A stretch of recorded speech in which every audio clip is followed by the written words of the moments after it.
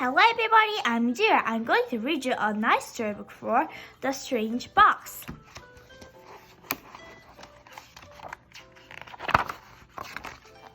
Chapter 5. Nadim came to the stall with Wilf and Nina. He picked up the old box and opened it. I like this, Wilma. How much? He asked. £5, replied Wilma hopefully. Fine, said Nadim, handing Wilma the money. But I'd like to buy that box too, said a voice behind them.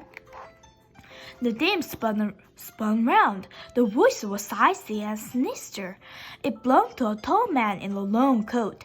He had a pale waxy skin, black green eyes, and very black hair. The man's eyes were so cold and piercing that Wilma shuddered. I'm sorry, the box is sold, she said, even though the man scared her. The man stared at Nadim. I will give you £30. That's 6 times what you pay for it, he said. Nadim imagined that if a snake could talk, its voice would sound just like this man. But something made Nadim want to keep the box, whatever the man offered him, so he shook his head. You stupid boy, the man hissed. You have no use for the box, but I have. All right, I will give you £50. Biff and Chip gasped. £50 was a lot for an useless old box. Take the money, urged Chip. Out of the corner of his eye, Nadim saw Mr. Moloch shaking his head. Nadim's heart beat fast. It was hard to breathe. He thought what he could do with £50, but something told him not to sell the box to this man. Sorry, he said. It's not for sale. The man opened his mouth to speak, but Mr. Moloch moved close to Nadim. Is everything all right? Mr. Moloch asked in a firm voice. The man stared at Nadim with lizard-like eyes. They made the hair rise on the back of Nadim's neck. Yes, said Nadim. I think so. The man turned sharply and strode away. Mr. Moloch spoke quietly to himself. So the enemy has come, he said. Chapter 6.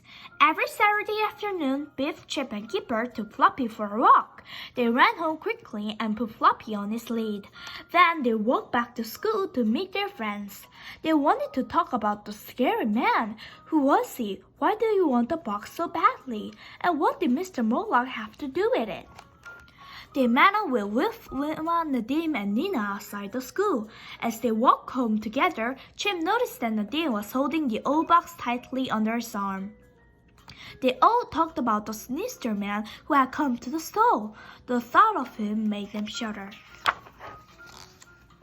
Oh, the weird man who wanted to buy the box, Wilma began. Chip cut in. But you turned down £50, Nadim, he said.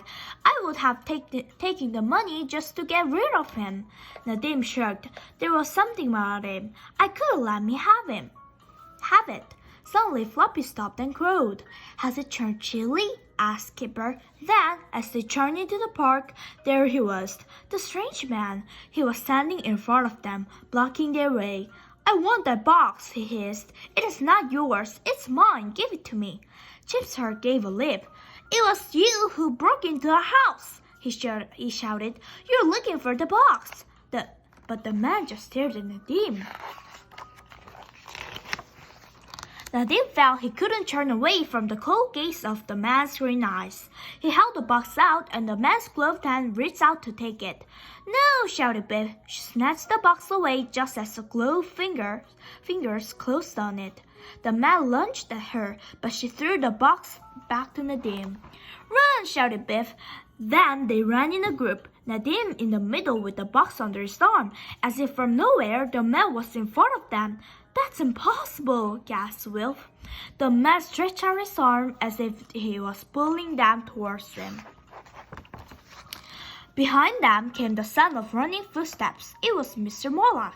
He stood in front of the man and pointing something at him. There was a bright flash and a loud crackling sound. The man dissolved into a green flame that curled and twisted into a serpent-like shape.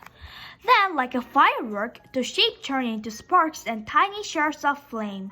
They shot into the air with a hiss and a whoosh. The time has come sooner than I wanted, shouted Mr. Moloch. The enemy is here, but we still have the box. Run, all of you, run through the door. It was as if a shimmering heat haze had risen in front of the trees. In the center of it was a blue door. It's the door in the landscape, gasped Chip. It's like the one in the Magic Key Adventures. The door swung open. There was only one thing to do. They ran through it. Thank you for watching to The Strange Box. Please don't forget to subscribe to our channel and click on the thumbs up to like this video. Bye bye!